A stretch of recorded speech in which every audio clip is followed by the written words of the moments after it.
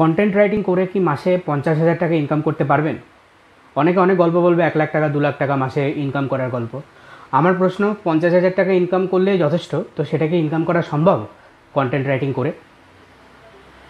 সম্ভব, কিন্তু ওই 1 পয়সা 10 পয়সা 20 পয়সা পার ওয়ার্ড কন্টেন্ট লিখে হবে না। সেটা তার জন্য একটু আলাদা মেথড ইউজ করতে হবে। কি মেথড? আপনাকে রিটেনার মডেলে আসতে হবে। রিটেনার মডেলে না আসলে ওই পার ওয়ার্ড পয়সা এইভাবে হবে না। আপনি দুটো কোম্পানিকে ধরবেন, দুটো স্মল বিজনেসকে ধরবেন। সেটা স্কুল হতে পারে, সেটা ডেন্টিস্ট হতে পারে। ধরুন আমি দুটো রোড ম্যাপ বলে দিচ্ছি আপনাকে। একটা ডেন্টিস্টকে ধরলেন, একজন ডেন্টিস্টকে ধরলেন, local business, Google business profile, বললেন যে আমি পার মান্থ 10,000 টাকার বিনিময়ে আপনার লোকাল বিজনেসকে আপনার এরিয়ায়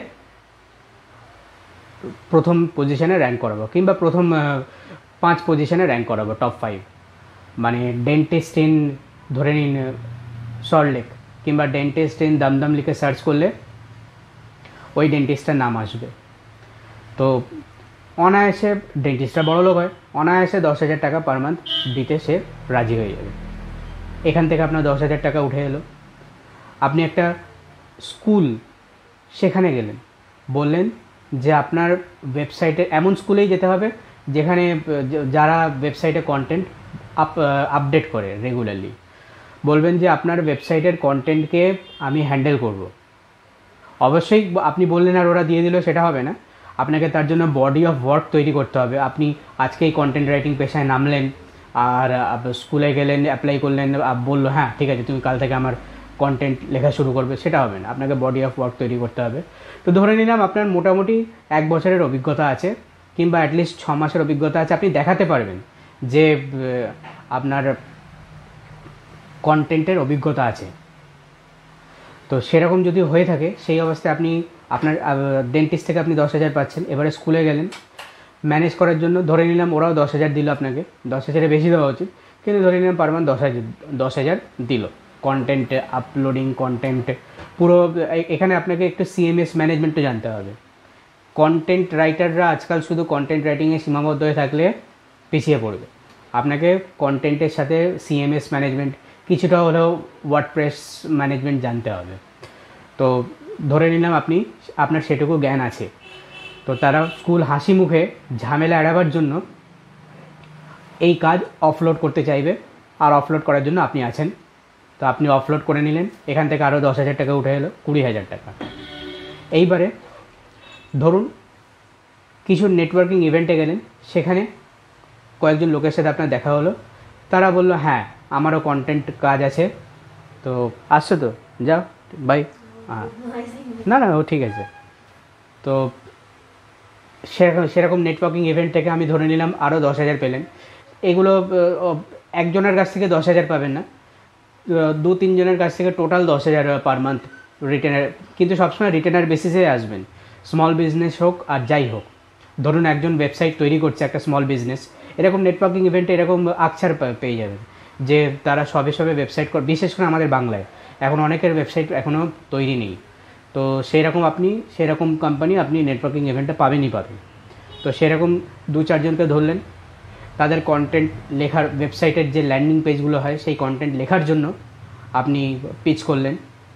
তো সেটা হলো, সেখান থেকে আরও 10,000 উঠে হলো 30,000, বাকি রইল 20,000। এই 20,000 এবারে আপনাকে আরও বিভিন্ন রিটেনার মডেলে আসতে হবে। আমি শুধু ডেন্টিস্ট বললাম, আরও কয়েকটা গুগল বিজনেস প্রোফাইল যদি পেয়ে যান, এটা আস্তে আস্তে হবে। একেবারে প্রথম মাস থেকে 50,000 ইনকাম করবেন এমন নাও হতে পারে। ধরুন এবারে দেখলেন আপনার পাড়াতেই পেট শপ আছে, কোনো পেট ডগের ফুড, পেট ক্যাটের ফুড, কিংবা যারা পশুর ডাক্তার, তাদের কিন্তু ভালো রকম ডিম্যান্ড, এবং লোকাল ছেলেমেয়েরা তাদের খুঁজে, এবং তারা যথেষ্ট পয়সা উপার্জন করে। তো আপনি তাদের বললেন এখানে 10,000 বলতে হবে না, এখানে বলতে হবে 5,000 টাকার বিনিময়ে আপনাকে পেট শপ ইন, ধরে নিলাম আমাদের জায়গা বেহালা, পেট শপ ইন বেহালা লিখলে আপনার দোকানটা আগে চোখে পড়বে। তো সেটার জন্য আমি 5,000 টাকার বিনিময়ে আপনার জিবিপিকে আপডেট করতে থাকবো। এখানে 5,000 উঠে এলো। আরও কোনো যোগা সেন্টারে গেলেন, সেখানে বললেন যে আপনার যোগা সেন্টার ইন বেহালা লিখলে আপনার গুগল বিজনেস প্রোফাইলটা যেন প্রথম পেজে আসে, সেই ব্যবস্থা আমি করে দিতে পারি। মাসে 5,000 বিনিময়ে 40,000 হয়ে গেল টোটাল। বাকি 10,000 এবারে ছোটোখাটো কাজ করে উপায় করে নিতে পারবেন। আপওয়ার্ক করার এখানে আপনি 20 পয়সা 30 পয়সা কিছু নিলেন, শুধুমাত্র 10,000টা যাতে হয়। যতটা ব্যাপারটা সোজা লাগছে ততটা কিন্তু সোজা নয়। আপনাকে এই যে করছেন রিটেনের বেসিসে, এই যে আমি বলছি রিটেনের বেসিসে আসবেন, তারপরে টাকা উপার্জন করতে থাকবেন। হঠাৎ করে যদি একটা রিটেনের শিপ ক্যান্সেল হয়ে যায় তখন কী হবে? সেই জন্য আপনাকে হান্টিং পশ্চার সবসময় বজায় রাখতে হবে, যে চলছে তার সাথে আমাকে আরও আনতে হবে। যে আপনি এখন 50,000 টাকা পার মান্থ কামাচ্ছেন মানেই যে এদেরকেই আমি সার্ভ করে যাব প্রত্যেক মাসে, এরকম ভাবলে হঠাৎ করে 3-4 মাস কিংবা 6-7 মাস বাদে কেউ না কেউ ড্রপ করবেই। তখন কী হবে? তখন তো আবার কমে যাবে। তো সেই সময়ে আঙুল না কামড়াবার জন্য আগে থেকে আপনাকে আরও কাস্টমার বাড়িয়ে যেতে হবে। তো আপনাকে টাইম ম্যানেজমেন্টটাও শিখতে হবে এর সাথে সাথে। কন্টেন্ট রাইটিং যতটা ইজি লোকে ভাবে ততটা ইজি নয়, গেট রিচ কুইক নয়। কিন্তু যদি ঠিক করে প্ল্যান করে করতে পারেন, অনায়াসে মাসে 50,000 টাকা কামাতে পারবেন, হেসে গেলে কামাতে পারবেন। শুধু মনে রাখবেন 10 পয়সা 20 পয়সাতে যাবেন না, রিটেনার বেসিসে আসবেন, রিটেনারশিপ মডেলে আসবেন। আর নেটওয়ার্কিং করুন, ভালো রকম নেটওয়ার্কিং করুন। যত নেটওয়ার্কিং আপনার চেহারা আপনার নিজের পার্সোনাল ব্র্যান্ড যত বাড়বে তত আপনার কাছে কাজ আসবে। আপনাকে কলকাতার বাইরেও যেতে হবে না, কিংবা আপনি যেখানে কাজ করছেন বাংলার বাইরেও যেতে হবে না। আপনি বাংলার মধ্যেই অনেক কন্টেন্টের কাজ পাবেন। তারপরে এটা তো হলো কন্টেন্ট রাইটিংয়ের কাজ। এখন আর একটা কাজ উঠছে, ডেটা অ্যানোটেশন। এই যে এআই লোকে করছে, ভালো এআই সেইগুলোই হয় যার মধ্যে ডেটা ভালো আছে। তো সমস্ত বড় বড় ডেটা কোম্পানিরা ডেটা অ্যানোটেটর খুঁজছে, যে ধরুন 4-5টা ছবি দিয়ে দিল, এর মধ্যে কোথায় বেড়াল আছে কোথায় কুকুর আছে সেগুলো আপনাকে অ্যানোটেট করতে হবে। এই কাজও কিন্তু এখন খুব উঠছে। তো কন্টেন্টের পাশাপাশি, মানে ট্র্যাডিশনাল কন্টেন্টের পাশাপাশি আপনাকে এই কাজগুলোও ধরতে হবে, এই এক্সপেরিমেন্টাল কাজগুলো। যুগের সাথে তাল মিলিয়ে আপনাকে কন্টেন্ট লিখতে হবে। আপনি যদি না কুচু করে বসে থাকেন, না আমি ওইসব কাজ করবো না, ছোটোখাটো কাজ, এ তো এক প্রকার ডেটা এন্ট্রি কাজ, করলে হবে না। আপনাকে এইসবও নিতে হবে। তার সাথে আপনাকে টেকনিক্যালি উন্নত হতে হবে, এসইও শিখতে হবে। শুধু কন্টেন্ট রাইটার হলেও আপনি 50,000 পাবেন, কিন্তু আপনাকে অনেক কাঠখড় পোড়াতে হবে।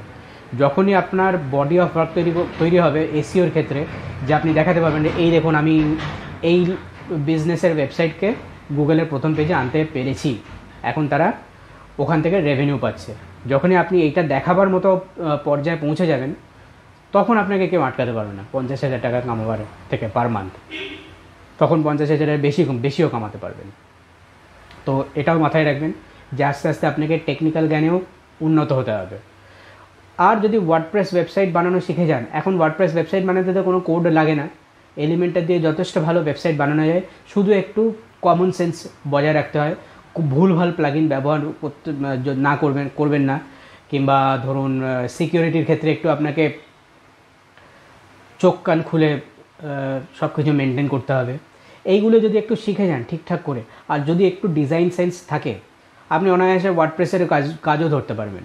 মানে আপনি ওয়েবসাইট বানালেন, তারপর আপনি ওয়েবসাইটের কন্টেন্টের কাজ কিংবা ওয়েবসাইট ম্যানেজমেন্টের কাজ পার মান্থ করতে থাকলেন। তো এক হচ্ছে বডি অফ ওয়ার্ক তৈরি করুন নিজের। সেকেন্ড, 20 পয়সা 30 পয়সা একদম যাবেন না, রিটেনারশিপ মডেলে আসুন। থার্ড, টেকনিক্যাল জ্ঞান তৈরি করুন নিজের, টেকনিক্যালি নিজেকে আরও সমর্থ তৈরি করুন। আপনি ইউটিউবে আরও অনেক ভিডিও পাবেন, 1 লাখ 2 লাখ 4 লাখ 5 লাখ পার মান্থের কথা বলবে। ওইসব ভিডিও শুনে স্বপ্ন দেখবেন না, রিয়েলিটিতে পা রেখে, গ্রাউন্ডে পা রেখে কাজ করুন, একটা প্ল্যান বানান, ঠিক পারবেন।